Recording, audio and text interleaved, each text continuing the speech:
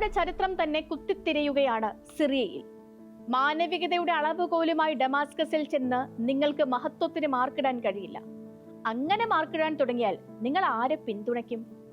അബൂബക്കർ അൽ Baghdadi ISന്റെ സിറിയയിലെ ശാഖയുടെ തലവനായി നേരിട്ട് കണ്ടെത്തി വാഴിച്ച അബു മുഹമ്മദ് അൽ ജൊലാനിയാണ് രാജ്യത്തിന്റെ പുതിയ നായകൻ.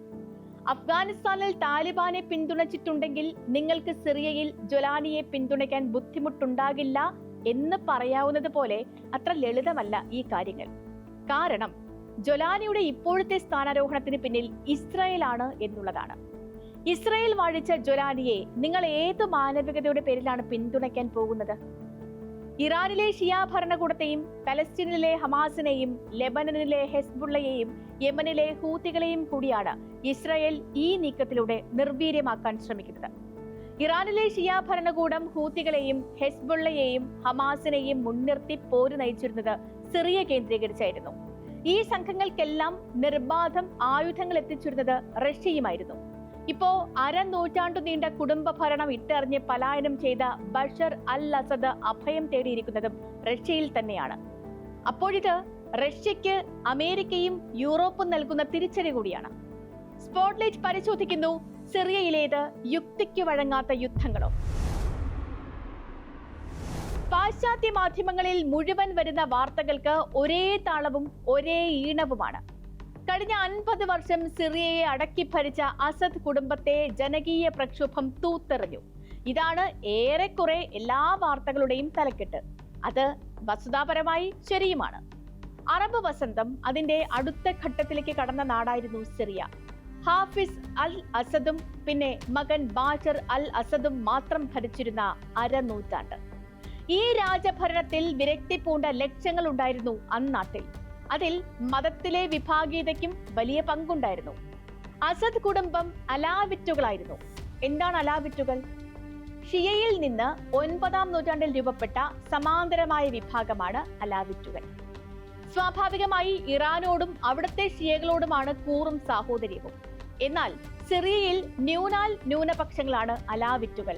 അവരാണ് ഭൂരിപക്ഷ സുന്നികൾക്ക് മേൽ അധികാരം പ്രയോഗിച്ചിരുന്നത്. അറബ് വസന്തത്തെ തുടർന്ന് മാത്രമല്ല, അതിനു മുൻപും അസദ് കുടുംബത്തിനെതിരെ പ്രതിഷേധങ്ങൾ ഉയർന്നിട്ടുണ്ട്.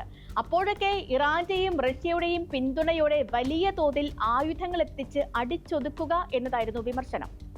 2011 അറബ് വസന്തം തുടങ്ങിയ ശേഷം മാത്രം 3.25 ലക്ഷം പേർ കൊല്ലപ്പെട്ടു എന്നാണ് ഔദ്യോഗിക കണക്ക്. അത് 7 ലക്ഷത്തിന് മുകളിലാണ് എന്നാണ് മനുഷ്യാവകാശ സംഘടനകൾ പറയുന്നത്. അത്രയേറെ മനുഷ്യരെ ബലി കൊടുത്താണ് കഴിഞ്ഞ പതിറ്റാണ്ടിൽ അസദ് കുടുംബം അധികാരം തുടർന്നത്.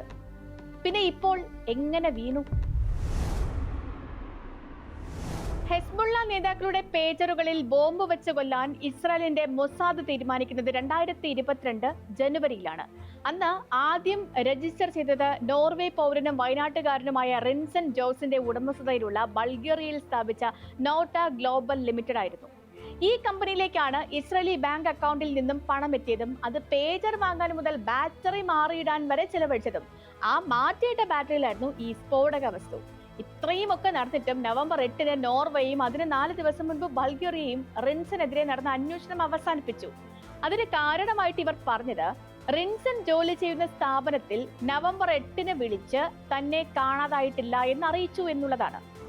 പേജറുകളിൽ ബോംബ് വച്ചതിലോ അതല്ലെങ്കിൽ അത് പൊട്ടിത്തെറിച്ചതിലോ നോർവേക്കും ബൾഗേറിയയ്ക്കും ഇന്നും ഒരു പ്രശ്നവുമില്ല. ഇതുതന്നെയാണ് യൂറോപ്പും അമേരിക്കയും കൊണ്ടാടുന്ന രാഷ്ട്രീയം. 5000 പേജറുകളിൽ ബോംബ് വയ്ക്കുന്നത് ഒരു ഭീകര പ്രവർത്തനമല്ലാതാകുന്നത് അത് ഹെസ്ബുള്ളയുടെ പേജറുകളാണ് എന്നതിനാലാണ്.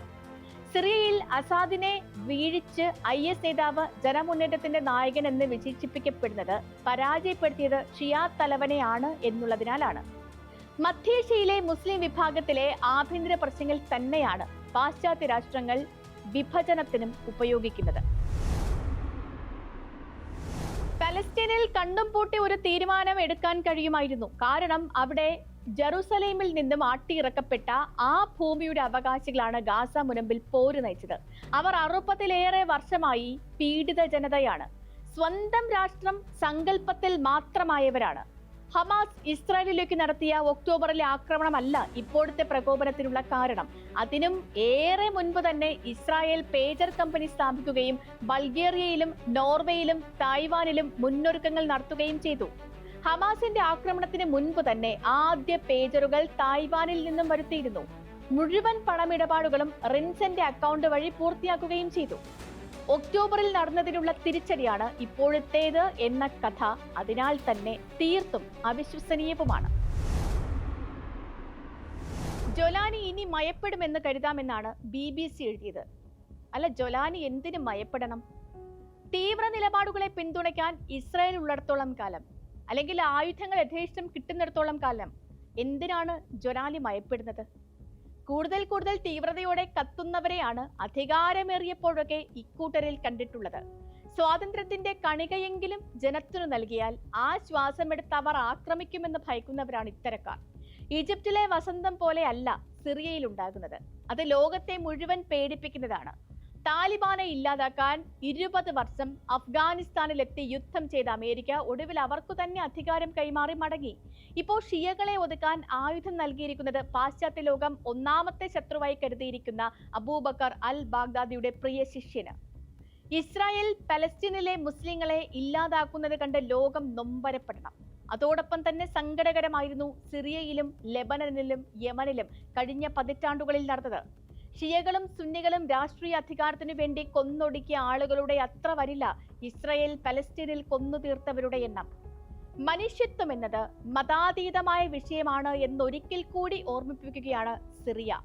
മതത്തിനുള്ളിൽ നിന്നും പുറപ്പെടുവിക്കുന്ന ഫത്വകൾക്കും ചൊരിയുന്ന കരുണയ്ക്കും അധികാരമോഹിയായ മനുഷ്യന്റെ പക്ഷം ചേരലുണ്ട്. അത്തരമൊരു പക്ഷം ചേരലിന്റെ ദുരന്തമാണ് മഹാമാനവികതയുടെ ജന്മഭൂമിയായ സിറിയയിൽ ഇപ്പോൾ സംഭവിച്ചിരിക്കുന്നത്. അഫ്ഗാനിസ്ഥാനിലെ താലിബാനൊപ്പം എത്ര പേർക്ക് നിൽക്കാൻ കഴിയും? ലോകത്തെ തന്നെ സാംസ്കാരികമായി ഏറ്റവും ഉന്നതി നേടിയ ഒരു സമൂഹമായിരുന്നു അഫ്ഗാനിലേത്. ഇന്ത്യയിലേക്ക് സരോദുമായി വന്ന വാദകരുടെ നിര അഫ്ഗാനിൽ നിന്നായിരുന്നു എന്ന് മറക്കാതിരിക്കാം. അവരിപ്പോ ഒരു മൂളിപ്പാട്ട് പാടിയാൽ പോലും തലയറക്കപ്പെടാമെന്ന് ഭയക്കുകയാണ്. പെൺകുട്ടികൾക്ക് വിദ്യാഭ്യാസം നിഷേധിക്കപ്പെടുകയാണ്. ഈ നയങ്ങളുടെ മറ്റൊരു രൂപമാണ് സിറിയയിൽ അധികാരത്തിലെത്തുന്ന ജൊലാനിയും പറഞ്ഞുകൊണ്ടേയിരിക്കുന്നത്. ശരീരം നിറയെ ബോംബുകൾ വച്ചുകെട്ടി വിരുദ്ധരുടെ പാളയങ്ങളിൽ കടന്നു ചെന്ന് പൊട്ടിമരിക്കാനുള്ള ചാവേർ പാഠങ്ങളാണ് അണികളെ ജൊലാനിയും പഠിപ്പിച്ചു വരുന്നത്. ഭൂമിയിലെ ഏറ്റവും പ്രാചീനമായ നാഗരികതയിൽ ഒന്ന് കണ്ടെത്തിയ സ്ഥലം സിറിയയാണ്. ക്രിസ്തുവിനും 10,000 വർഷം മുൻപ് ആസൂത്രിത കൃഷിയും കാലി വളർത്തലും തുടങ്ങിയ ജനതയാണ് ഇപ്പോ ഏറ്റവും പ്രാകൃതമായ ഒരു ഭരണ സംവിധാനത്തിലേക്ക് വീണിരിക്കുന്നത്.